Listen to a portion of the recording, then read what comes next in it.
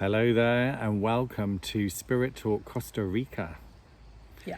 So we are now in Central America, and for me it's the first time that I've been here. For Suzanne, she's been many times before, but only once before, 30 years ago. 30 years ago, I had been here in La Fortuna by the volcano. Yeah, in Costa Rica. So yeah, we've got a very interesting edition for you today with some of our insights of how we kind of found Costa Rica and its energy and the contrasts of things that are going on here and happening. So yeah, give us a thumbs up if you like this video, and subscribe to the channel if you want to hear more, because we've got lots and lots of travels coming up, so lots of information from different parts of the world, because we are now full-time travelers. So we are basically going to be in a new location once every one to 2 months. Yeah. And we're going to have a new video from each place that we go to. So it would be really cool if you want to kind of follow our travels and hear about our experiences and what we're picking up on from an energetic perspective, from the spiritual point of view of what's happening in a place and the people that we meet, and you know, all of the lovely juicy stuff that comes up sometimes when we're in different environments. Yeah.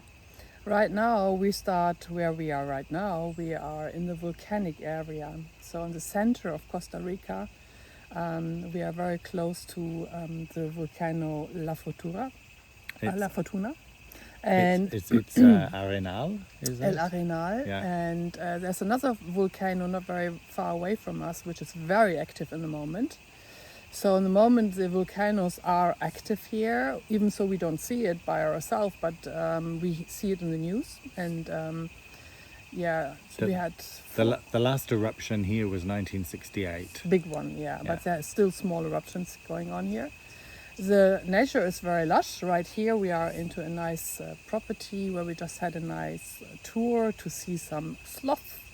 Yep. Yeah. And we saw we saw them. Yeah, we saw them. And very nice up in the trees. Yeah, and we saw a tree porcupine and the toucan. Toucan, yeah. So some of the traditional Costa Rican animals. Yeah, the energy here is actually very soft, very nice, very gentle. I always have to compare how Costa Rica for me felt like 30 years ago and it feels like now. And it's like being in two different worlds. When I was here 30 years ago, it was not touristy developed at all. It was jungle here. And now everything is totally well organized, which is in a way good, because then they can handle all this massive tourists that's happening here. And but energetically, I have to say that I feel like I'm in a little bit of a Disneyland. This is how Costa Rica is sold to the public. Everything is well organized, well established, extremely expensive, and energetically very tense. The nature tries to balance it. So because of there's a lot of nature and they protect the nature, but the people that come here, the energy that they bring into the country, like having a 5-day trip to Costa Rica and seeing it all in 5 days, and then this is really stressful as well for me as to observe that, for the nature as well, to balance that out. I don't know, how do you feel it here? So for me, so it's my first time, and obviously being a nature lover, I absolutely adore the amazing things that we find here. I mean, it's such a contrast to what I'm used to. So like from, you know, growing up in the UK and traveling predominantly around Europe, and I was in North America quite a bit, but this is a really different situation having this. First of all, we were on the coast, and we'll talk about that in a moment, which was very kind of dry and almost kind of like African plain sort of kind of feel to it, quite humid. And then here we're in the center then is cooler because we're higher up, and yeah, but just this beautiful vegetation. I mean, we were in the jungle at our previous location, and there were howler monkeys and cicadas and lizards and snakes and all sorts of beautiful birds. And so for me, energetically, I felt that just so beautiful. And it made me feel extremely connected with nature and with Mother Earth in a really deep way. But there is this dark side that I felt like to the place, and I guess this is exploitation of the nature and exploitation through tourism, and that energy that Suzanne was talking about before with this this busyness and this rush. A lot of the tourists here are from United States and Canada, and in the United States, you know, not many of them get much vacation time, and so they're here for 5-6 days, and it really is like full on whistle stop tour of doing everything they possibly can in those 6 days. And that very fast energy is like it's draining. What I found myself doing, we went whitewater rafting 2 days ago, which was amazing. Yeah. It was amazing to be on the river. We had the most fantastic experience. But we were driving back on the minibus with a group of, you know, another 20 people, and honestly, I had to put my fingers in my ears and really close off my energy field, because it was just like the sheer noise and the energetic rush, that kind of feeling that was going on from all of these tourists, because we're not typical tourists, obviously. Slow travelers. And yeah, and so for me it was just too much. It was so intense that I found myself feeling really like, get me out of here, I don't want to be in this energy. So yeah, that's kind of this contrast to the beautiful nature that we hear. But I think I also had an interesting experience. So a couple of weeks ago, we went to a waterfall, which was close to Nicoya, and just up from the coast about 35-40 minutes. And we found ourselves having the place towards the end of the day to ourselves. And we were there, and it's beautiful nature. There was this natural spring and small waterfall, and even there, though, I kind of felt this oppression, that nature felt like it was oppressed. And I just got this very deep sense and feeling that at some point Mother Earth needs to shake it off, needs to cleanse it. It wouldn't surprise me if with these active volcanoes here, whether or not there might be an eruption in the next couple of years. It wouldn't surprise me if there was an earthquake here even as well, because they do have earthquakes here. Yeah, because it feels like nature's had enough. Yeah. And it wants to be free. Yeah, for us, Costa Rica, for me especially, because I have been here before, and I have been in different South and Latin American countries before. My coming back here after so many years is quite disappointing, because for me, energetically, they are stealing the culture, they're stealing the energy. It's all about money, and it's all about tourism. And even what we were experiencing with the way that we lived here before, how the people are treated, the local people are treated, which are not high-end in the food chain of tourism, which are low-end in the food chain of tourism, they are enslaved, totally enslaved. And for me, energetically, this is not in balance with what they say about Costa Rica. For me, this is not the truth. Well, they use the term, it's well known, pura vida. And I renamed it to Dura Vida, which means hard life. And this probably is matching it more, because Yeah. this is what we could see and experience with all the people we were working with and being with together. For them, it's a hard life here to survive, because everything is so dramatically expensive. Even basic food supply, you can't, as a normal person living here, you can't afford it anymore.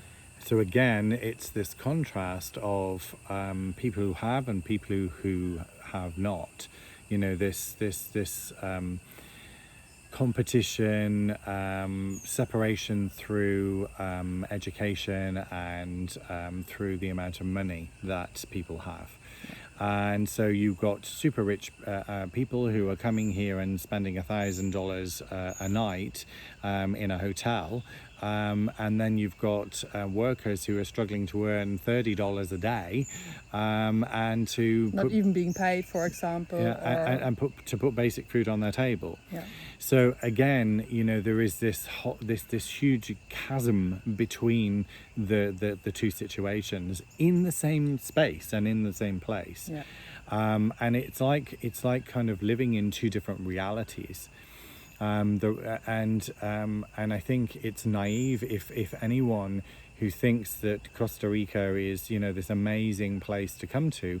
It is from the nature, it is from some of the things, but then there is this like I said before, this dark side, I feel like, where there's a price to pay. And it's the local people and the nature, to an extent, that are paying the price. Yeah. And so this is what we tend to see in our travels, particularly, you know, over this last year, of the different continents and countries that we've visited, that there is, we see this contrast, we see this gap between rich and poor, between the haves and the have-nots, and it's interesting to observe. Now, we all know that we create our own reality, and we all know that we are responsible for our own lives and for what we create. So these observations are not judgmental in any way. It's more that we can see in the different places we go to, the different places we visit. They may be different. The differences are often through religion, or they're through the way in which people live and operate their lives. But actually, there is this common theme, that it doesn't matter where we've been in the world. It's this common theme of this separation from one another through the capitalist system. Yeah. And what it creates. But overall, I mean, we had time at the coast, at the Pacific coast. We had time here in the volcano area. Overall, I mean, if you're willing to dive into nature, and you bring a lot of money with you, we are not talking about little, we're talking about a lot of money with you, you might have a good experience here. But overall, energetically, I wouldn't say that Costa Rica has a connection to ancient culture or ancient history. We couldn't find anything of that here. So for that, we probably have to go to other places like Peru or whatever. Well, we'll see. And of course, one of the things that's becoming clearer to me as well is that even some of the ancient indigenous populations of the different countries that you go to, there is still this element of separation that occurs from what I kind of term the true ancient wisdom. For me, it's almost not ancient enough, or even not modern enough, because like in the quantum, everything kind of happens in the now, and it's like it feels like we need to even move beyond what the indigenous populations kind of used to live by and teach. And a lot of that was obviously beautiful because it was in harmony with nature. But it feels like we're in a time now where even that is not enough and doesn't actually bring together unity. And it becomes even more clear to me that, and I think this is a really interesting point for everyone to think about, is that I might be a white male in this lifetime, but I know that I've had a lifetime as a black woman, or I've had a lifetime as an Asian man, or I've had a lifetime as a Chinese woman, or so on and so on and so on. And we often want to separate ourselves through our gender, through our race, through the country that we were born to. And we forget that we're actually these amazing, divine human beings. And that is all that actually really matters. So it doesn't matter that this person speaks Spanish and has darker skin than I do and dark hair. This person is a divine human being. And so I really feel like we have to move towards unity consciousness. We've got to shift away from these labels that we keep wanting to label ourselves with. That I'm this and I'm that and I'm the other. I mean, we move away from, I'm from England, Suzanne's from Germany originally, but we really want to move away from I'm English, I'm German. We just like we're Earth citizens, and we're galactic beings. Yeah. And so when we start, shifting our mindset and our frequency and our energy to think like that, then we can think in and feel in a different way. And what we're creating in our own realities then is different. And I think that's a very nice ending of our video, because the Circades start to their concert, and usually when they start they get really, really noisy and you won't hear a word from us anyway. So, yeah, Costa Rica has been a beautiful experience. And one of the things I think I would like to mention before they get too noisy and before we finish is that we've had some beautiful synchronistic meetings with people, and this keeps happening to us. It doesn't matter what country we're in. And this proves to us that vibrational frequency that any of you have is what you are attracting back to you, because this is what keeps happening to us. And also, not to judge anyone by their appearance or anything like that. And I just want to talk about this amazing human being that we met where we were in close to Samara on the Pacific coast. We were going to the beach, and Suzanne has these amazing antennas for these beautiful souls, and she ended up engaging in a conversation with this man. And to look at him, you would judge, if a lot of people would judge, that he wasn't very tidy, or didn't have the best clothes, but had the most amazing energy. And he ended up being this very talented osteopath and chiropractor who gave us some amazing treatment, and actually has this amazing gift to offer the world in his location. And it was a beautiful meeting. I realized that I had a parallel life with him, and had this wonderful connection. And so these things happen, and they happen all the time to us. Yeah. And this is because of our vibrational frequency and what the light that we're putting out there. You don't have to change the world.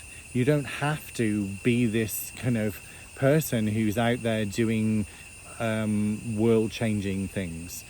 We can change the world one step at a time, one day at a time, through the way in which we live it and our interactions and connections with others. Yeah, and stay heart connected. Yeah.